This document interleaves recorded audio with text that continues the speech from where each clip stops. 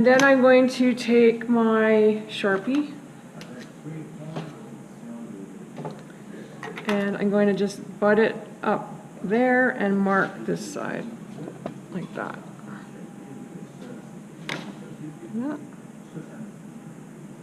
Then I'm going to do the same with my other material.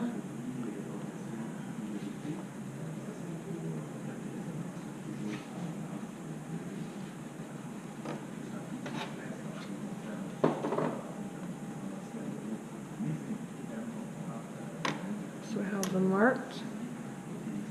And now I'm going to use this thing called a tube holder.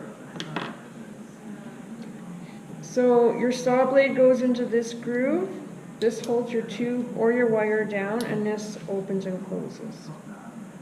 And it looks kind of dirty. I'm just going to get a brush.